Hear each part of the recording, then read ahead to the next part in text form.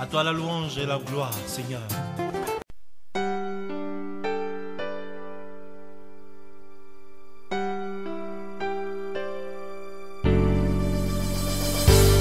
Bonjour bien-aimés internautes, vous avez votre bien-aimé, l'apôtre Jean. Et je suis encore là pour vous servir. Que Dieu vous bénisse pour l'attention particulière que vous avez portée au premier enseignement. Et je crois que c'est la suite aujourd'hui. Le thème que nous allons partager, c'est le salut numéro 2, comme promis.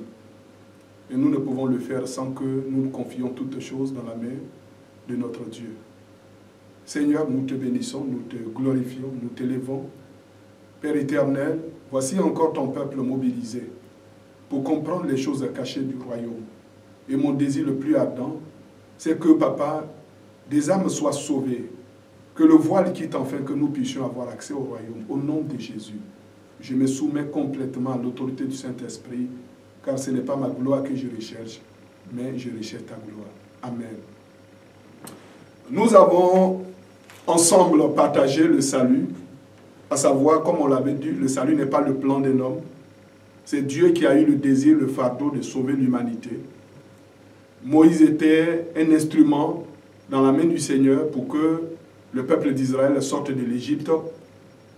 De même, Dieu a favorisé le salut. Tous les serviteurs de Dieu que vous voyez, ce sont des instruments pour encadrer le peuple de Dieu, mais en rien ils ne sont les auteurs du salut. Eux aussi, ils ont besoin de travailler sur leur salut. Donc, il ne faut pas que nous confondons les choses. Et aujourd'hui, j'avais dit que nous allons parler des bénéficiaires du salut et les acteurs du salut.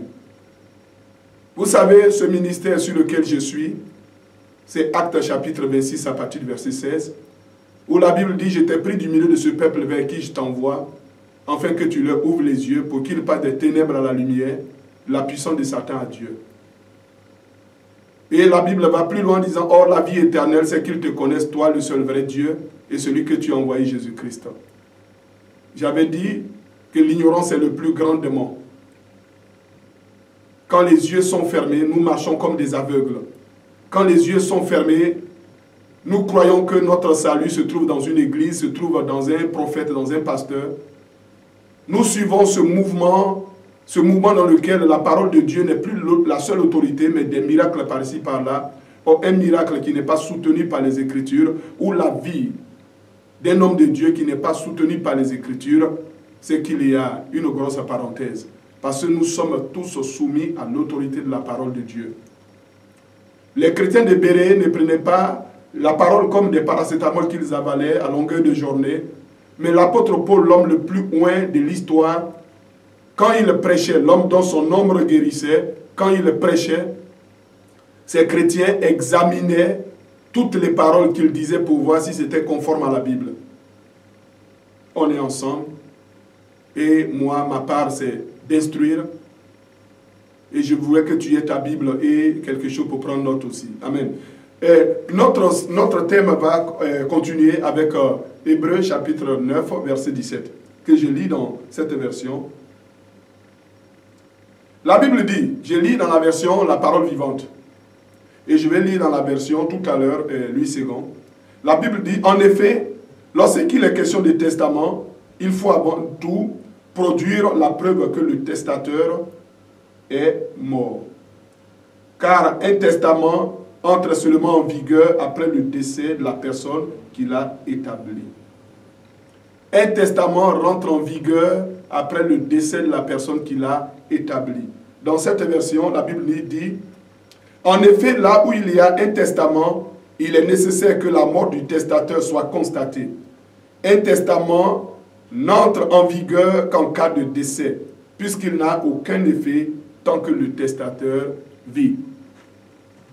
La Bible elle-même est composée en deux grandes parties. Nous avons l'Ancien Testament et nous avons le Nouveau Testament. Nous avons l'Ancien Testament qui est appelé l'Ancienne Alliance et le Nouveau Testament qui est appelé la Nouvelle Alliance. L'alliance est un accord entre deux personnes ou deux tribus. C'est un accord. Amen. Le testament est la dernière volonté d'un homme. une dernière volonté qui rend bénéficiaires ceux de droit, afin qu'ils rentrent dans les bénédictions et les jouissent des bénédictions du testateur après qu'il ne vive plus. Le testament alors n'a pas de force aussi longtemps que le testateur vit. Parce que quand le testateur vit, le testament n'a pas de force. Amen. Et nous avons les notaires qui sont là pour emmener, après la mort du testateur, pour emmener les bénéficiaires à jouir de leur bénédiction conformément aux règles que le testateur a établies, sinon les attributions que le testateur a faites. Le peuple d'Israël qui a été choisi, ça c'était dans l'Ancien Testament, au travers de la personne d'Abraham, Dieu a établi une alliance dont le symbole était la circoncision. Et à partir de cette alliance, nous parlons alors de l'Ancien Testament. Mais l'Ancien Testament, qui était la première volonté de Dieu, ne pouvait pas être opérationnel. Pourquoi? Parce que le testateur vivait. Dieu vivait.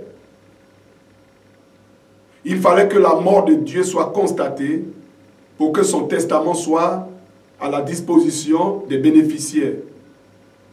Donc l'acteur, il y a Dieu qui a écrit le testament, mais il fallait que Dieu meure pour que son testament rentre en fonction. C'est là tout le mystère. C'est là que les gens sont voilés. C'est là la confusion. C'est ce que nous ne comprenons pas et nous suivons des doctrines étrangères. Nous suivons des doctrines de l'Antéchrist, des gens qui se lèvent pour dire « Je suis Dieu, je suis Jésus-Christ, je suis tant ». Et il y a des gens qui les suivent parce qu'ils ne comprennent pas ce que les Écritures disent. Mais il fallait que Dieu meure. Alors, voilà comment. Ça nous emmène à révéler, à mettre à la lumière la divinité de notre Seigneur Jésus-Christ. Parce que si vous savez que Dieu est mort, Dieu est mort au travers de Jésus-Christ. Parce qu'il fallait que Dieu meure pour que le testament soit opérationnel.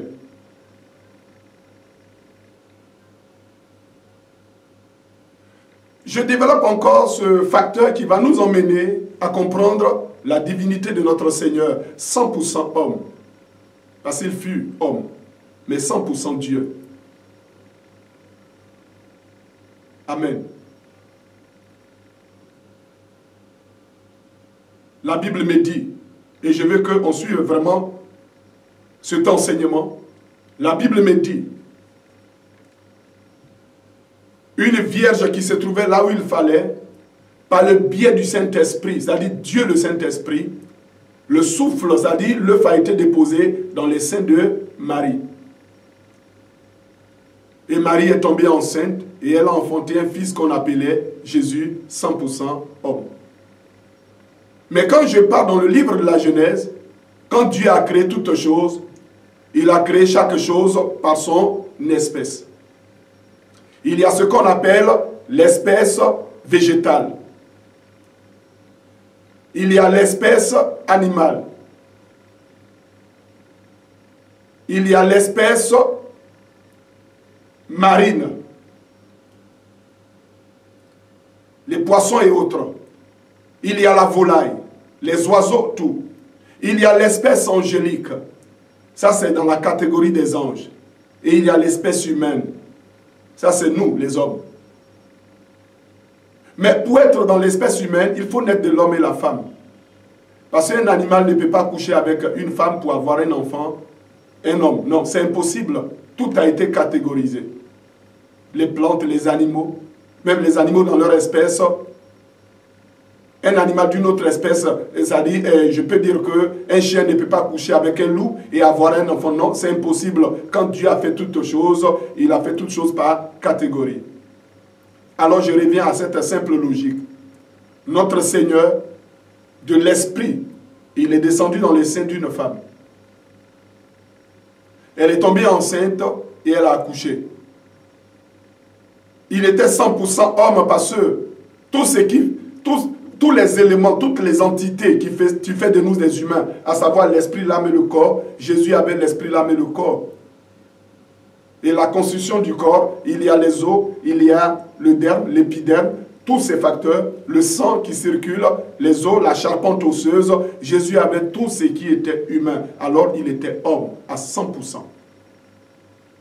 Mais quand nous essayons de voir un peu sa constitution biologique, nous réalisons que ce n'est pas le fruit de l'homme et la femme, c'est le fruit de Dieu à la femme. Donc il était 100% Dieu. 100% Dieu et 100% homme. Ce n'était pas un ange, mais c'était Dieu. Je reviens encore pour être un peu très simple pour mieux comprendre. Moi, je suis Wayou, le fils. Ma maman est Wayou, mais la mère. Et mon père est Wayou, le père. Je ne suis pas mon père. Mais mon père, moi et ma mère, nous sommes des humains. Donc nous sommes de la nature humaine. Mais dans cette nature, il y a Wayou père, il y a Wayou fils et il y a Wayou maman. Bien étant Wayou, je ne suis pas le père. Je ne suis pas la maman. Mais j'ai tous les privilèges de la famille Wayou. Même au niveau de la ressemblance biologique, oui. J'ai les traits de mon père. Mais je ne suis pas mon père. Jésus n'était pas le père. Il n'est pas le Saint-Esprit. Mais il est Dieu le Fils. Voilà pourquoi dans la lettre aux Hébreux, dans le premier chapitre, la Bible dit qu'il est l'empreinte du Dieu invisible. La représentation visuelle du Dieu invisible. Il pouvait dire à Philippe, celui qui a vu le Père m'a vu, car le Père et moi, nous sommes un. Amen. Dans Philippiens chapitre 2, à partir du verset 5, on dit existant en forme de Dieu. Il n'a pas regardé son égalité avec Dieu, mais il s'est rendu semblable aux hommes. De toute éternité, Jésus existe en forme de Dieu. Il était avant toute création. Tout a été créé par lui, pour lui et en lui. Rien de ce qui a été créé n'existe sans lui. La Bible va plus loin en disant au commencement était la parole dans Jean 1:1. La parole était Dieu, la parole était avec Dieu et la parole était Dieu. Et toute chose a été faite par elle. Il est Dieu. Et ça nous permet de mieux comprendre le principe que nous sommes en train d'évoquer. Alors, mais pourquoi Dieu a pris une forme humaine? C'est pour que son testament soit opérationnel. Parce que la Bible dit, là où il y a testament, il faut que la mort du testateur soit constatée. Je lis encore plus loin dans la lettre aux Hébreux pour aller un peu en bas. En effet, là où il y a un testateur, il est nécessaire que la mort du testateur soit constatée. Un testament n'entre en vigueur qu'en cas de décès. Lorsqu'il n'a aucun effet, il n'a aucun effet quand le testateur vit. C'est pourquoi même la première alliance a été inaugurée avec le sang. Après avoir prononcé devant le peuple entier tous les commandements conformes à la loi, Moïse a pris le sang des jeunes taureaux et des boucs ainsi que de l'eau, de la laine écarlate et de l'hysope, et il a aspergé le livre lui-même en disant, voici le sang de l'alliance que Dieu a prescrite pour vous. Il a aussi aspergé avec le sang le tabernacle et tous les ustensiles du culte. Or, d'après la loi, presque tout est purifié avec du sang. Et s'il n'y a pas de sang versé, il n'y a pas de pardon. S'il n'y a pas de sang versé, il n'y a pas de pardon. Alléluia. Il fallait donc que le sang de Dieu soit versé, afin que le constat soit établi qu'il y a mort de Dieu, afin que son testament soit opérationnel. Voilà pourquoi nous parlons de la Christophanie, c'est-à-dire Dieu qui a pris une forme humaine, Dieu au travers de Jésus-Christ qui est venu mourir pour les humains. Le voile que je veux lever, Israël est le peuple de Dieu. Mais moi, je suis au-delà du peuple. Je suis fils de Dieu. par adoption au travers de la personne de Jésus-Christ. Beaucoup veulent ressembler à Israël aujourd'hui. Certains portent des kittas, des filatères. Ils ont des drapeaux juifs dans leurs églises, croyant que c'est toutes ces choses qui attirent la faveur de Dieu. Une mauvaise compréhension des Écritures. Israël est peuple de Dieu. Au travers de l'ancienne alliance, au travers de la paix, de la grâce que Dieu a favorisée. Mais moi, je suis fils de Dieu par adoption. Le privilège d'un peuple et des fils sont purement différents. Et je prends un simple fait pour élaborer ça. Moi, par exemple, je me suis naturalisé britannique. Alors, j'ai la même condition qu'un citoyen britannique. Ah oui, j'ai la même condition qu'un citoyen britannique. Toutes les aides dont ils sont bénéficiaires, j'en suis aussi. Pourquoi? À cause du fait que je sois naturalisé. Mais la clé, c'est quoi? La clé est que je n'ai pas les mêmes privilèges qu'un membre de la famille royale britannique. Je parle du prince Harry, je parle du prince Philippe, je parle du prince Charles. Eux, c'est les enfants de la reine. Quand ils sortent, c'est une garde royale. Tous les privilèges de la famille leur appartiennent automatiquement. Les richesses de la mère, c'est pour eux. Ce n'est pas pour le peuple, non. Ce n'est pas pour le peuple britannique, mais c'est pour les membres de la famille royale. Alors, si le prince de Charles, qui est le fils de la reine de l'Angleterre, adopte un enfant, que tu sois africain, que tu sois chinois, adopte un enfant, cet enfant automatiquement rentre dans la cour royale et prend la condition, les mêmes privilèges qu'un membre de la famille royale. Ça veut dire que sa protection, sa garde rapprochée, tout ce que cet enfant, son éducation sera conforme à la royauté. Pourquoi? Parce que désormais, il est dans la famille royale. Il est protégé comme un futur prince. Je me rappelle très bien comment Moïse a vécu. Il a vécu, étant égyptien, il avait les mêmes conditions que les princes égyptiens. Il a été élevé dans ces mêmes conditions avec tous ses privilèges jusqu'à ce que sa vraie identité soit découverte. Amen. Il fallait que Christ meure pour que désormais il soit possible que des hommes que nous sommes, nous devenions enfants de Dieu. La Bible dit dans Jean chapitre 1, à partir du verset 12, ce n'est plus l'alliance du sang, ni de la chair, ni de la volonté humaine qui a fait de nous des enfants de Dieu. Mais par Jésus-Christ, Dieu nous a donné le pouvoir de devenir des enfants de Dieu. Je suis désormais enfant de Dieu, membre de la famille de Dieu. Désormais, j'ai un appel royal. Dieu a mis sur la face de la terre, Dieu a appelé des gens aujourd'hui qui ont un appel royal. Ça veut dire que les anges sont obligés de nous garder à cause de notre identité désormais.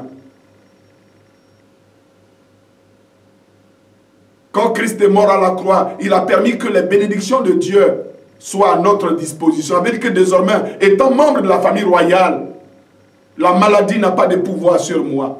Parce que par les maîtresses de Jésus, je suis guéri. Les malédictions n'ont plus de pouvoir sur moi. Quand nous parlons des malédictions ancestrales, aucune malédiction n'a de pouvoir sur moi. Pourquoi? Parce que j'ai été arraché de cette racine familiale pour devenir membre de la famille de Dieu.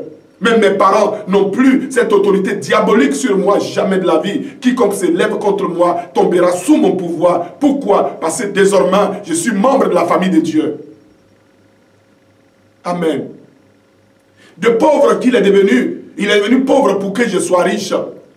Amen. Dieu a organisé toutes les conditions pour que je sois riche.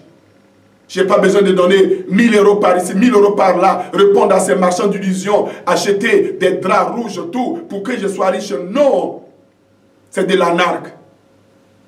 Jésus est mort pour que les bénédictions soient en faveur de tous ceux qui l'acceptent comme Seigneur et Sauveur personnel. Je ne mourrai plus la seconde mort. Non, mon corps va me quitter un jour. Ça, c'est une obligation. Mais je régnerai avec Dieu par Jésus-Christ, étant que fils, non pas étant que peuple. Pourquoi Dieu est obligé d'assurer ma sécurité? Pourquoi Dieu se sent obligé de me conduire, de me diriger? Pourquoi Christ dit, je me sanctifie moi-même pour eux? Amen. Pourquoi Christ peut dire, personne ne vous ravira de mes mains, mes brebis entendent ma voix et me suivent, parce que désormais, nous sommes membres de la famille de Dieu par adoption. Alléluia.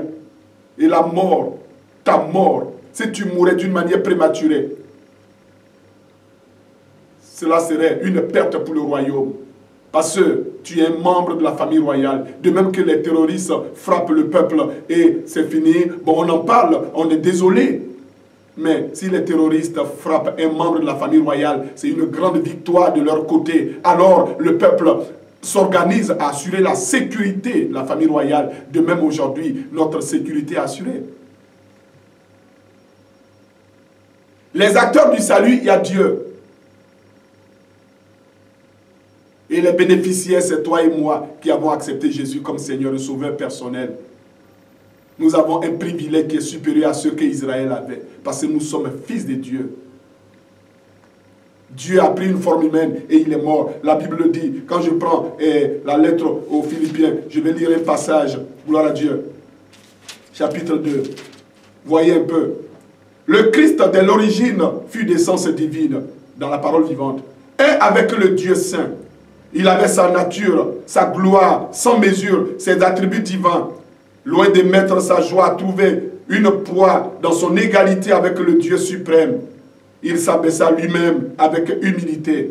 Le roi de tous les êtres ici-bas voulut naître en simple serviteur, esclave volontaire.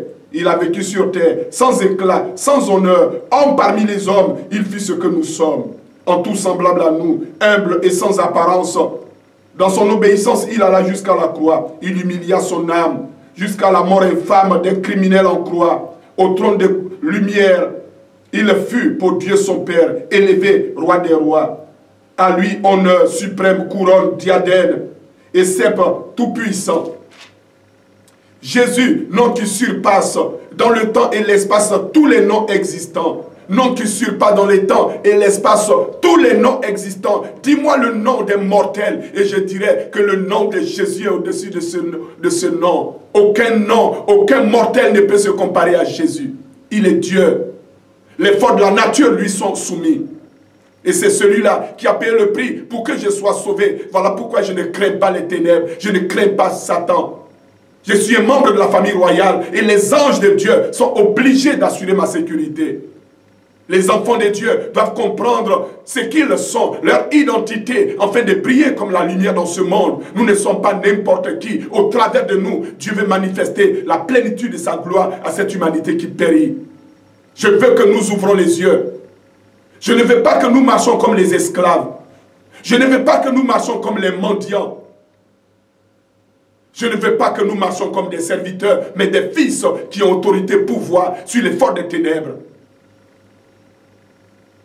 Amen. Je crois qu'il y a quelqu'un qui écoute ces paroles et qui va changer sa conception pour son Dieu désormais, qui va changer sa manière de vivre avec Dieu désormais.